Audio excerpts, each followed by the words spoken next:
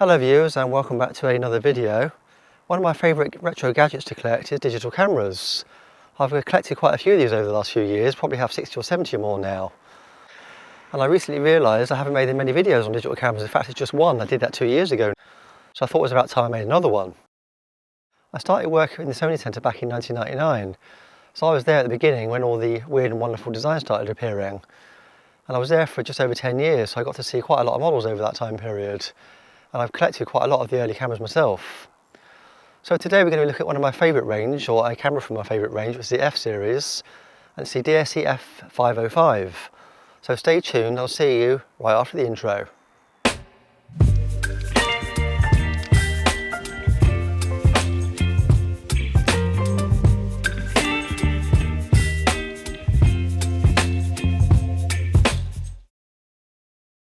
And here it is, the Sony DSC-F505, first mentioned back in 1999, and to the left there is its counterpart, the DSC-F505V. This came out the following year. I'll talk about the differences between these two models later on in the video. So let's discuss the DSC-F505, first announced back in 1999, retailing at around $1,000 and £849 here in the UK. The first thing that stands out in this camera is the elongated lens. The whole camera is in a kind of an L shape. And the reason for this is because it has a whopping 5 times optical zoom, which was unheard of at the time, with a crisp, sharp Carl's Zeiss lens.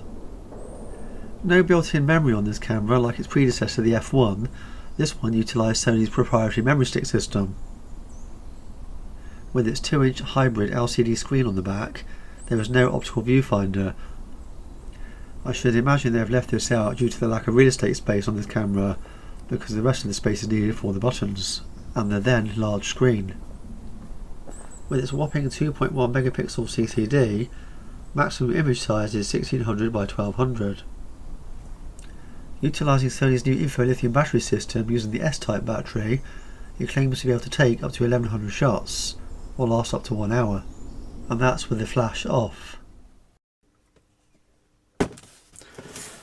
One of the things I love about collecting these old cameras is when you get the opportunity to own the original box.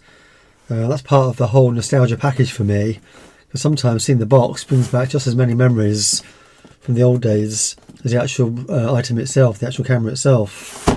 Unfortunately, this box hasn't fared very well. I can't read any of the specifications off the back for computer specifications because it's been taped up in the past, annoyingly. This is actually a Sony refurbished product, so it would have been a B grade.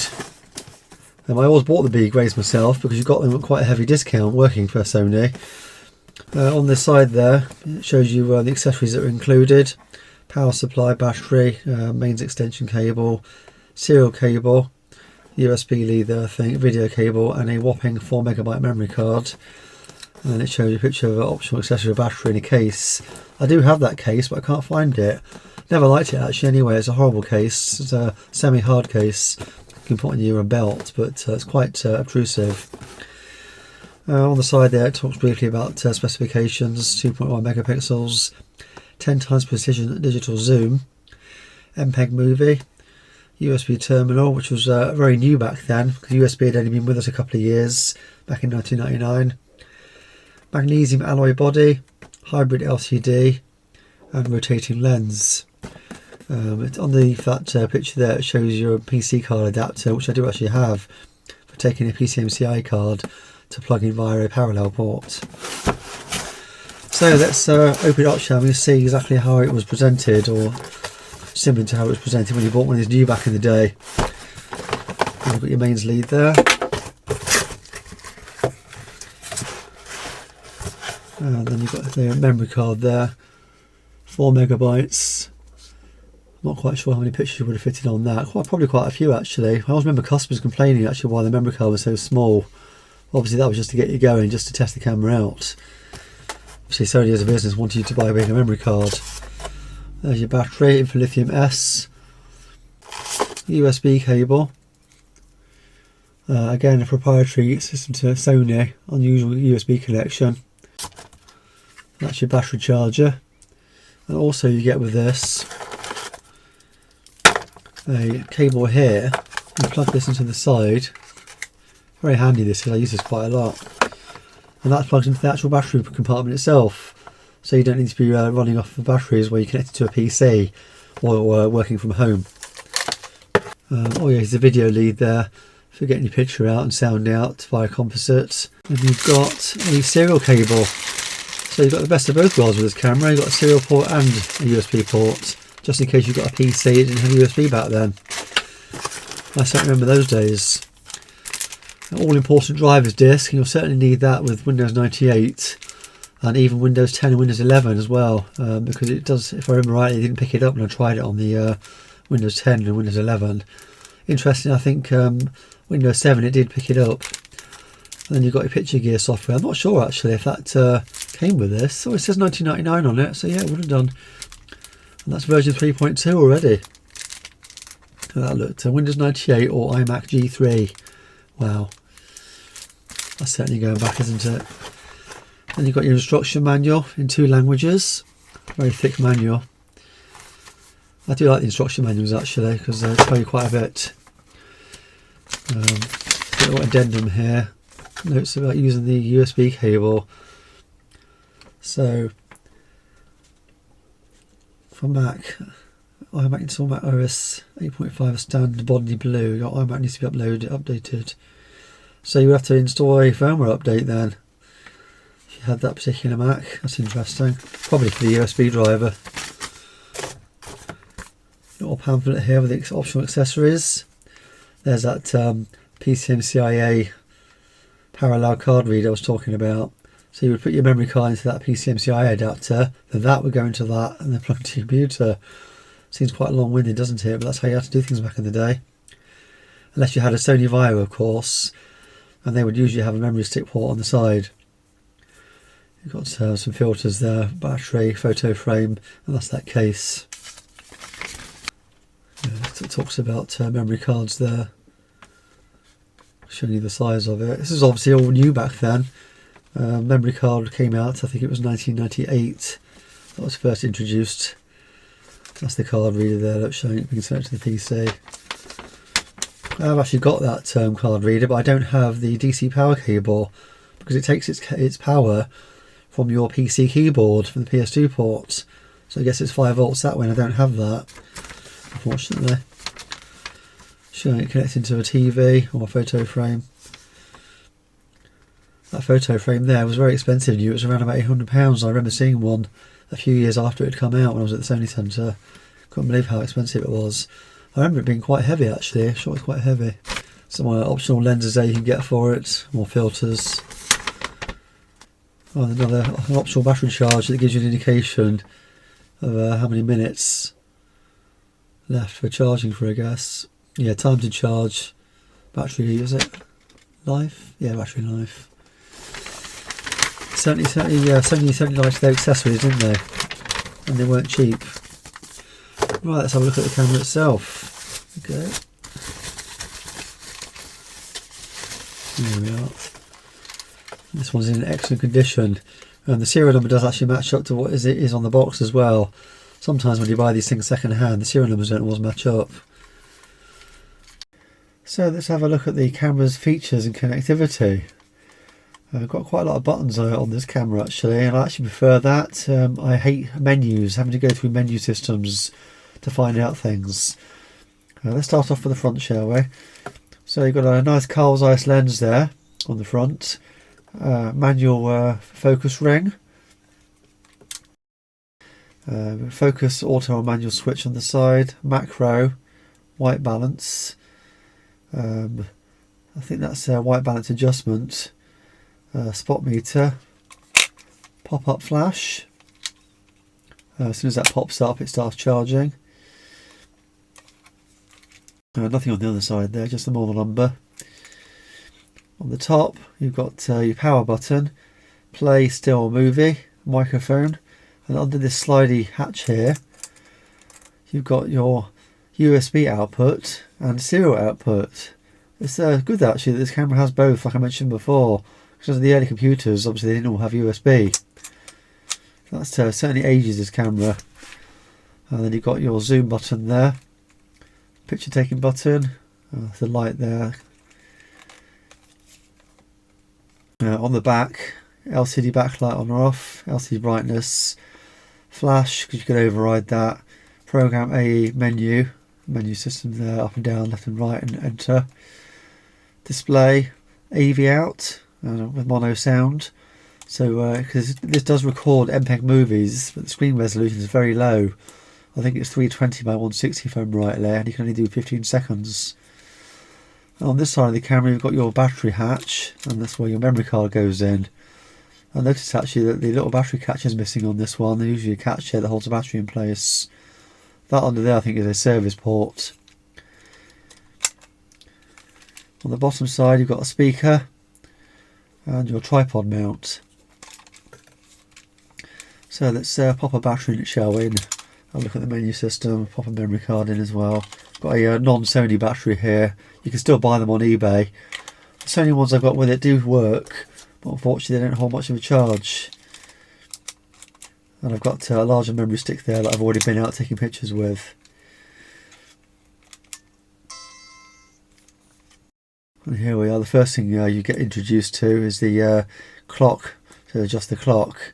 And as you can see there, it's defaulted to 1999 because I've not had a battery in this and left it in long enough for it to charge the internal clock battery, saying that it may not even work. Let's just quickly put the right year on and the month. That's that done. That's the clock set. So the first thing you've come up with there, obviously you can turn the beep on or off, shutter. I'll change it to shutter because that beep can be quite annoying. You can change your languages there. Video out, power, NTSC.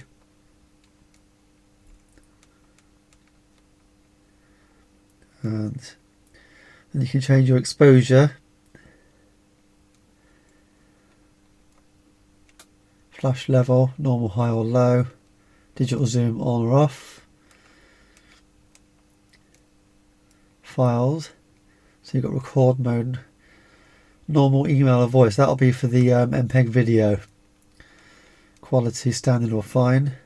Change that to fine.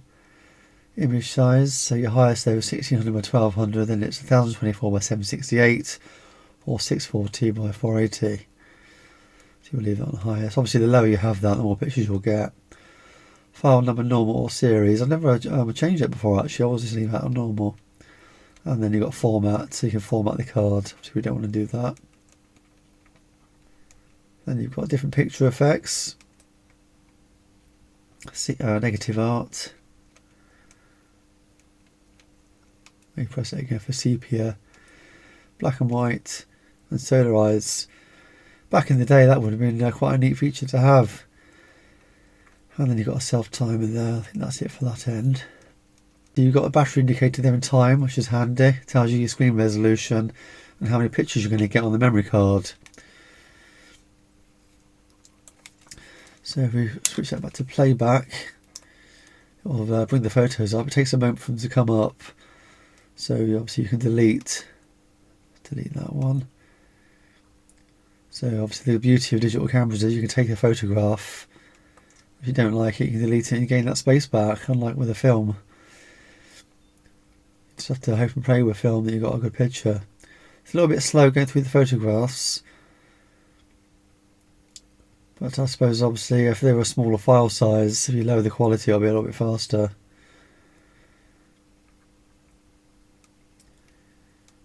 Let's see what that does. So you can print, mark, copy.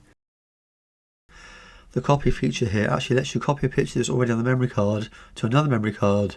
So it must buffer it in some kind of internal memory of the camera itself, because you have to remove the memory card to insert another one to copy the picture again. Slideshow or rotate or format again. So I have to format the whole card and protect. So there's no other options in there. Down takes the menu off again. And then there you go, MPEG movie. There you go, look, you've got 5 seconds there. So if I go to menu for that, record time, you've got 5, 10 or 15 seconds. Which doesn't seem like a lot, but you can actually do quite a few scenes for that and obviously assemble them in editing. But like I said, the screen resolution there, look, obviously 160 by 112 or 320 by 240 is the highest. So that's pretty low. But back in the day when this came out, that was just an amazing feature to be able to do that. It was unheard of to be able to record moving video on a memory card.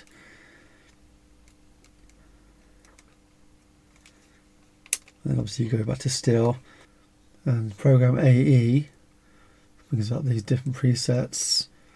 So we've got shutter priority, aperture priority, moonlight, moonlight plus for low light, long distance mountains, and close-ups for portrait. Then if you pop up the flash, that starts flashing there to show you that it's charging the internal capacitor for the flash gun. That takes a moment. Obviously that takes up your battery power slightly as well. That's your zoom on the top. So up to that marker is optical and beyond that is digital.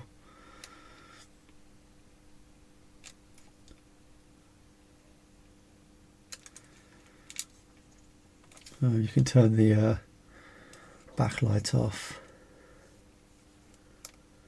which obviously conserve power. Like I said, if you hold it slightly to the light like that, look, you can actually still see the image. Oh, we've got an error code there, look, for the flash gun. The capacitor is obviously not working. I have experienced this before actually with older cameras. Sometimes you can be lucky and after a few cycles you'll get the capacitor working again. Obviously just turning that on and off will get rid of that error. I don't usually read the instruction manuals, but on this occasion I did. I actually learnt something this camera can do. You can actually adjust the shutter speed and the aperture. And you could be forgiven not realising this because in order to operate this function you have to go through two menus. Once you've gone back out of the menu, you then select shutter priority and go back into the menu to be able to adjust it.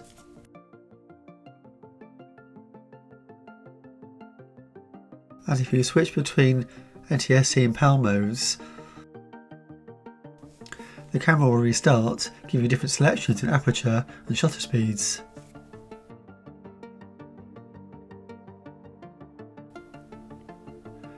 In using this camera, it's not very obvious at all, and I should imagine there were quite a few owners out there that only stumbled across this by accident or through reading the instruction manual.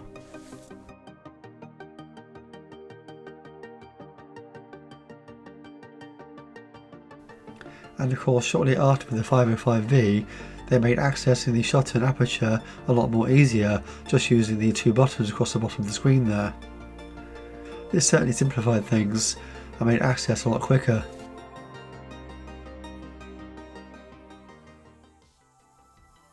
I thought it would be a good idea, as I'm going to do a review about this camera, to take it out and about with me and hopefully get some nice pictures. I'm fortunate enough to have some very nice locations on my way to work. And I must say, wearing a helmet with goggles makes using this camera even more difficult. The viewfinder is quite hard enough to see as it is, in the sunlight. Using the 505 here, I'm taking several photographs. Pleased to say I got some good shots. It's amazing just how quickly you get used to using this camera. Everything is laid out so well, it just fits into the palm of your hand, and it's quite natural to use. The challenge with this camera was actually trying to see what you were photographing using the 2-inch screen on the back. Because of this, I wasn't quite confident I was getting a sharp picture, so I found myself taking 2 or 3 shots of the same subject, just to be sure. And here are some comparison photographs against the 505V with the Expeia Z5 Mark III from around 2021. I have not adjusted anything.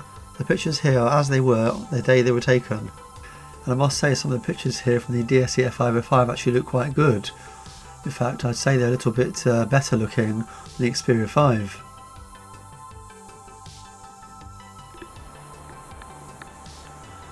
And here's the quality of the MPEG video. As you can see, the screen resolution is extremely low and very pixelated. It's hard to imagine that we got quite excited about this back in the day. One of the things I love about the F-series range of Sony Cybershots is the fact that you can tilt the lens. You can tilt it up or down, so when you're trying to get those difficult shots, it's very handy. But saying that though, the 2-inch screen on the back there, while it is a hybrid screen, it's not very easy to see in bright conditions. The transflective hybrid screen does actually help there when you angle the camera to the light to see what you're taking a picture of. And once you've filled up that 4MB memory card that came with the camera, unless of course you bought another, you're going to need somewhere to store your photographs. You can either print them with the Sony DPP MS300E photo printer, or save them to a computer if you're fortunate enough to have one. But then if you own a camera like this, you would more than likely have a computer. And for today's demonstration, I'll be using the Sony VAIO model PCG-F505V. With its Pentium 3 processor running at 450 MHz and 191 MB of RAM, this should be more than enough for our needs. This is actually my earliest still working VAIO from the year 2000, so I thought it would go quite well with this camera. Once you have installed the drivers with the provided CD-ROM, and after a restart you should be ready to go. And next you will need to install the picture gear software. Here I have version 3.2 which came with the camera. There have been many versions of this over the years.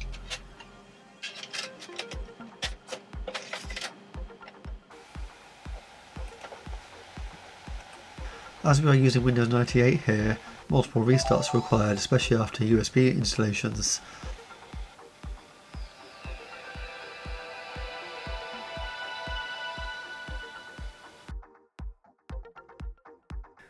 Okay, now it's time to connect the camera. I'm going to be using the AC adapter here, because I don't want the battery running out halfway through.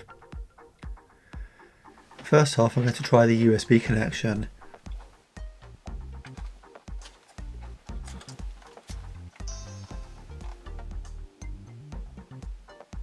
All being well, it should say USB mode on the back of the camera. Just to make sure that the USB connection is actually working, I'm going to try viewing back the photographs using Windows Explorer. As you can see, some files here are ghosted. I must have had Windows set up to show hidden files. And here you go, it's worked. You can actually see the picture. Back in the day, this was amazing to be able to see your photographs that you've just taken on your own computer screen.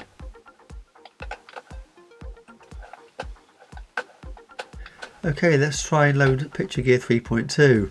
Let's see what this looks like.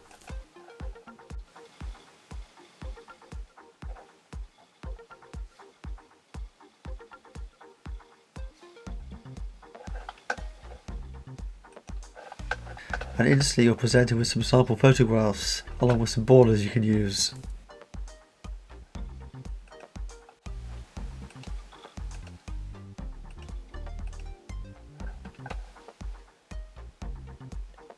And after a moment, the Picture Gear software started loading up my photographs, albeit very slowly, and these are just thumbnails. This is by USB. I can't imagine how slow serial is going to be. Okay, let's try serial and see how bad it is.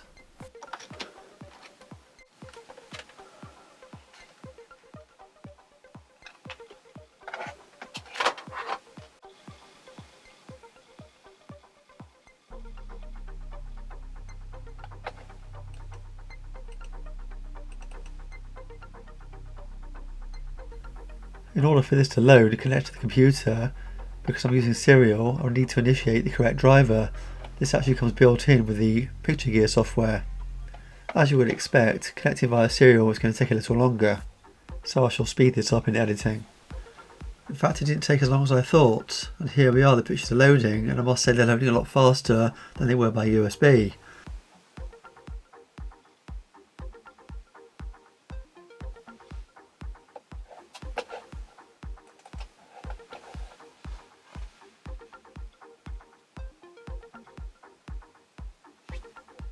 But then when it came to actually viewing a photograph, I noticed a little download box in the left hand corner there. So in order to view the photograph back, it's downloaded to the computer first. Obviously with today's technology here in 2023, that's all done in the blink of an eye. In the end, it actually took 46 seconds to load the photograph via serial.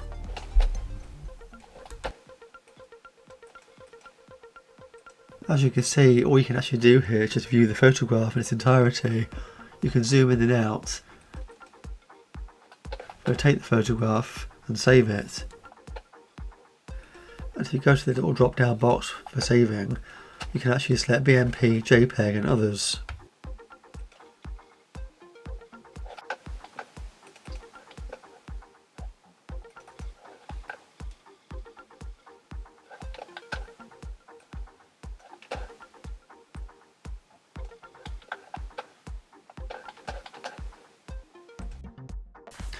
A big feature of early digital cameras was the ability to be able to plug them straight into a TV set.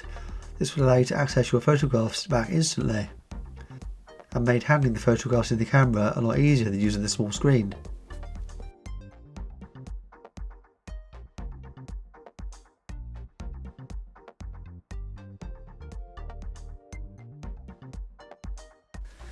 And viewing back the badly pixelated MPEG videos this camera did actually made them look a little smoother on a CRT screen.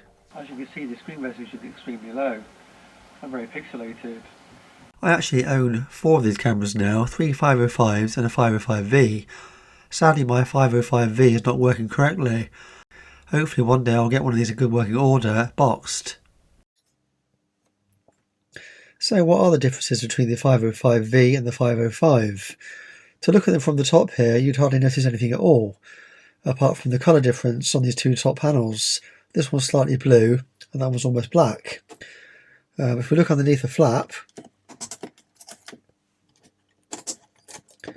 as you can see there, you've got the serial interface and the USB port on that one there. And on the 505V, the composite video has been moved from the bottom to the top, instead of the serial port next to the USB port. If we look at the sides of the camera, the only difference you can see is the macro and white balance spot meter button. There's silver on the 505V and greyed out on the 505. Apart from that, there are no other differences. And if you look at the back of the two cameras, again you've got that blue tint to the 505V, whereas this is black. And you've also got the composite video output there at the bottom, whereas on the 505V you've got the flash output instead. Looking at the side of the camera, the only thing that's different is that one says MPEG Movie HQ, and that one there says the MPEG Movie digital still camera DSC-F505. This one still has its stickers. I do like finding them with the stickers on still actually, because it tells you all the specifications of the camera itself. And again, it reminds me of my time back at the Sony Centre.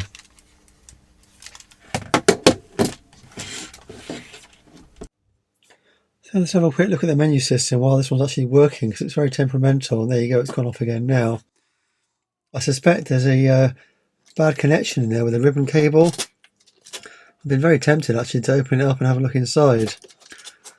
But these ribbon cables are getting a bit brittle now with these this older equipment, and they are prone to damaging easily. So just quickly, the menu system is slightly different. I don't know if you can see that on camera. This one's a little bit bigger, the writing's a bit bigger. So on the camera mode, you've got a sharpness adjustment there on this one, on the 505V, not on the 505. I think setup's the same. Video out, languages, clock set, beep. Oh, and LCD brightness. This one's physical button you have to press, whereas on the V it's in the menu system.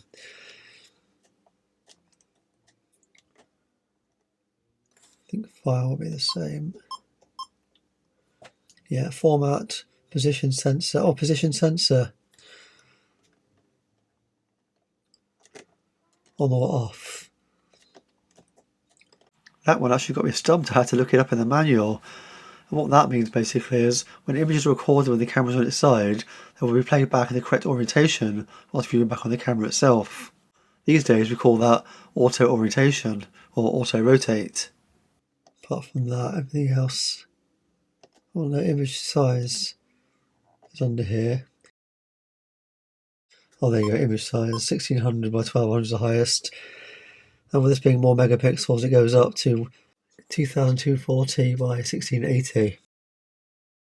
That's just shut down on me now. Picture effect, and self timer. Let's just switch it to MPEG video. So let's have a look on this one. Image size is 320 by 240 or 160 by 112. So if you keep your finger on the button when it's on 160 by 112, it will do continuous recording up to a minute, I believe. Let's have a look at this one.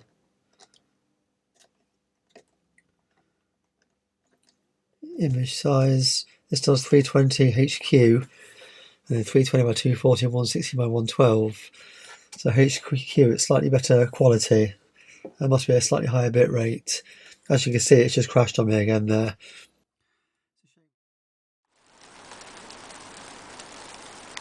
And this is a demonstration using the MPEG Muga HQ mode on the F505V. It'll be interesting comparing it to the 505 to see what the differences are, if any at all. You can still only record 15 seconds at a time. If you set it to 160 mode, you record for up to a minute if you keep your finger on the shutter button. And here is a comparison of the 505 on the left and the 505V on the right. The image file size is almost 3 times that of the 505, so it would quickly use up a memory stick. One of the other big differences between these two cameras is their focusing systems, so let's take a look at that next. With the 505, as you turn the focusing ring, you are presented with a small dot and an arrow either side. When the arrow is either side at the same time, that indicates that the camera thinks it is in focus. And one of the features I love about the 505V is when you focus, the camera zooms in.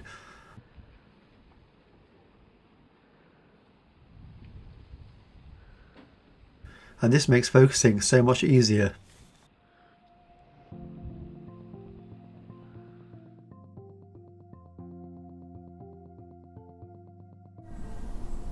I still feel the same way about this camera as when I first set eyes upon it all those years ago back in the year 2000. The Sony engineers really did a great job on this camera. Sony was not known for its photography back in the early days of digital cameras, but incorporating the renowned Carl Zeiss lenses along with a unique design certainly turned some heads back in the day, and this became a very sought after camera. In fact, for a while it actually went out of stock, and there was speculation of a new model coming along, but sure enough the 505V turned up.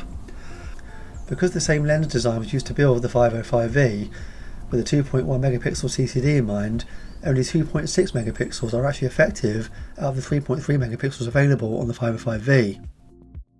This camera design still looks modern here today in 2023 in my opinion, and I will continue to use it.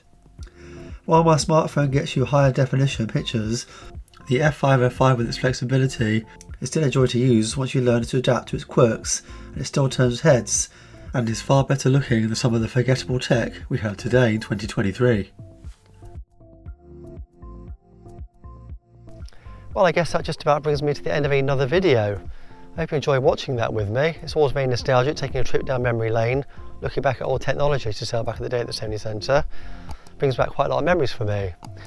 Well, I guess that just leaves me to say, as always, thanks for watching, and until next time, I'll be seeing you. And if you did enjoy watching this video, you may want to take a look at some of my other videos on similar themes. I'm always buying something on eBay, some more piece of technology, and trying to repair it. And as always, don't forget to like, subscribe and share. Thanks for watching.